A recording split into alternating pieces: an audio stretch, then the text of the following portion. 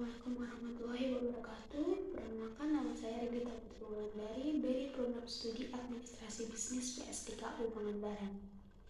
Pada kesempatan kali ini, saya ingin menyampaikan salah satu contoh kasus kepailitan yang pernah terjadi pada perusahaan di Indonesia, yaitu salah satunya penerbangan maskapai Batavia Air. Latar belakang masalah. Menurut Undang-Undang Nomor 37 Tahun 2004, Pasal 1, Ayat 1, kepailitan adalah sita umum atas semua kekayaan debitur pilot yang pengurusan dan pemberesannya dilakukan oleh kurator di bawah pengawasan hakim. Dalam hal ini, debitur dinyatakan pilot oleh putusan pengadilan apabila ia memiliki dua atau lebih kreditur di mana debitur tersebut tidak bisa membayar lunas utangnya setidaknya salah satu dari kreditur tersebut hingga utang terutangnya tersebut jatuh tempo.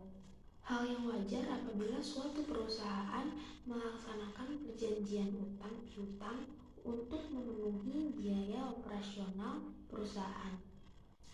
Apabila kewajiban mengembalikan utang tersebut berjalan dengan lancar sesuai dengan perjanjian tersebut tertentu, tidak masalah.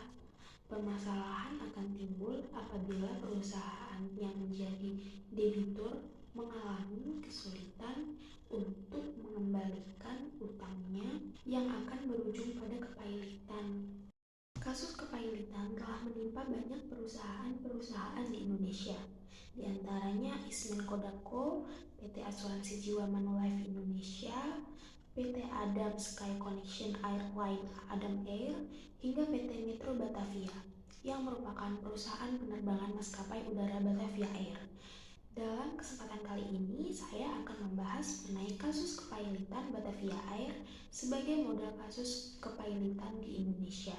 Di saat industri penerbangan Indonesia tengah mengalami pertumbuhan yang positif, ada kabar menyedihkan mengenai kepailitan salah satu maskapai penerbangan Indonesia, yaitu Batavia Air. Di tengah industri transportasi udara yang sedang tumbuh dengan pesat, Batavia Air justru terpuruk. Pasalnya, maskapai penerbangan ini dinyatakan pailit oleh Pengadilan Niaga Jakarta Pusat atas permohonan salah satu kreditur Batavia Air, yaitu Internationalis Finance Corporation. Batavia Air dinyatakan pailit sejak tanggal 30 Januari 2013 atas surat putusan Pengadilan Niaga Jakarta Pusat.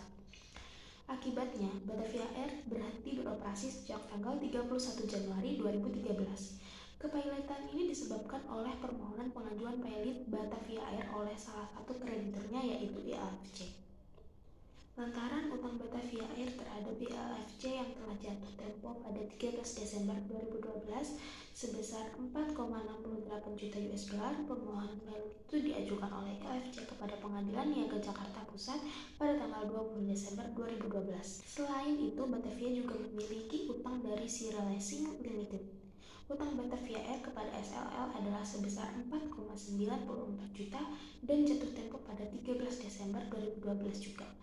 Proses kepailitan ini menyebabkan berbagai masalah, mulai dari jumlah pesawat Batavia Air yang semakin berkurang hingga tidak beroperasi sama sekali, dan bahkan kepailitan ini memberikan dampak negatif kepada konsumen Batavia Air, di mana mereka yang telah membeli tiket di saat Batavia Air sedang mengalami proses putusan kepailitan tidak mendapatkan refund atau pengembalian uang atas tiket yang telah mereka beli.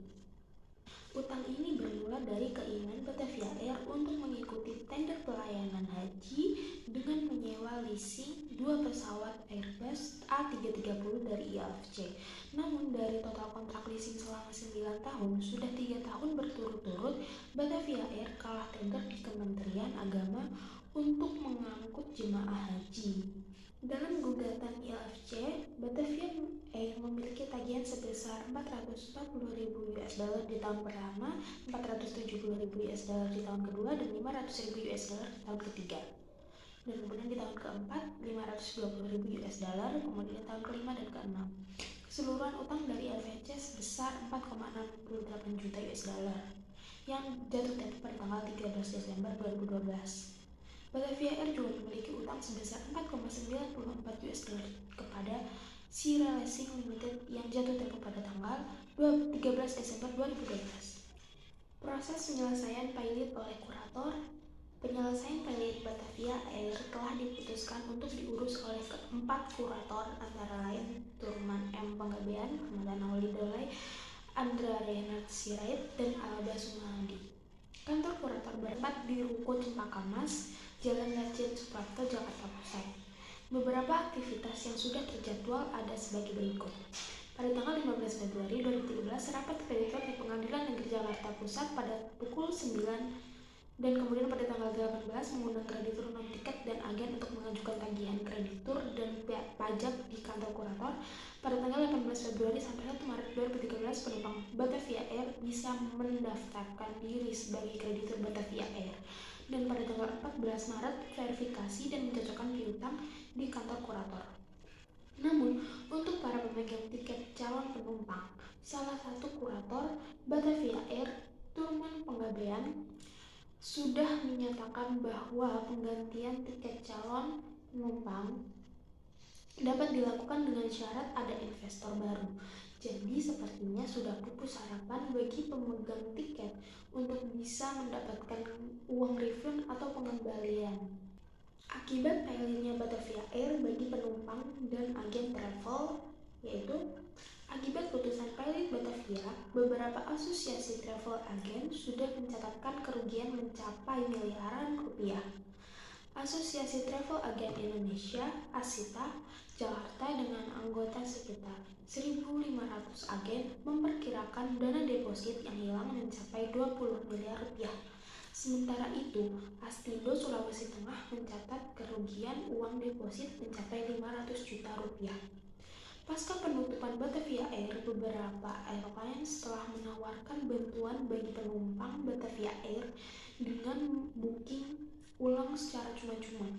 Tiger Airways dan Mandala Airlines telah menawarkan rebooking gratis untuk rute-rute tertentu. Kesimpulan kasus dengan adanya putusan dari Pengadilan Niaga Jakarta Pusat, yaitu berupa Surat Putusan Pengadilan Niaga Jakarta Pusat Nomor 77 Pilot 2012 PN Niaga Jakarta PST tertanggal 30 Januari 2013, maka secara hukum PT Metro Batavia yang merupakan perusahaan maskapai penerbangan Batavia Air dipilotkan dan mulai berhenti beroperasi sejak tanggal 31 Januari 2013 pukul 00.00 sesuai dengan ketentuan dalam Undang-Undang Nomor 37 Tahun 2004 Pasal 24 Ayat 2. Kesimpulan yang dapat kita ambil dari kasus kepailitan ini, yaitu kepailitan bisa saja menimpa setiap pihak atas kelalaiannya dalam mengoperasikan dana pinjaman dari krediturnya. Proses menuju kepailitan tersebut dimulai dari permohonan yang diajukan kepada pengadilan niaga hingga ketok palu yang menandakan bahwa suatu debitur dinyatakan pailit.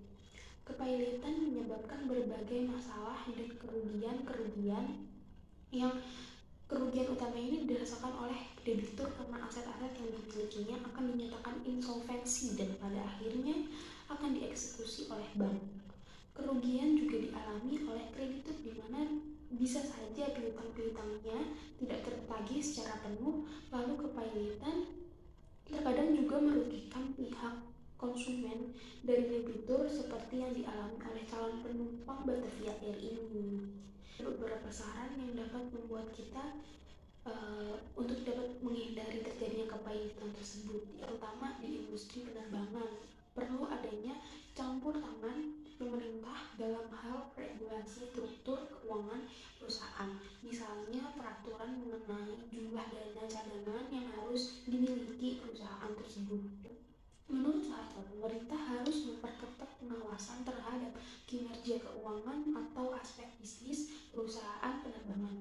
Soeharto pun menyarankan Kementerian Perhubungan untuk menyusun kriteria kesehatan keuangan perusahaan penerbangan sehingga secara dini bisa diketahui indikasi ke arah kebangkrutan maskapai.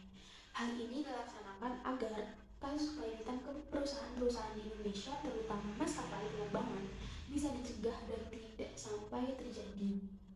Mungkin sekian yang dapat saya sampaikan. Kurang lebihnya mohon maaf. Wassalamualaikum warahmatullahi wabarakatuh.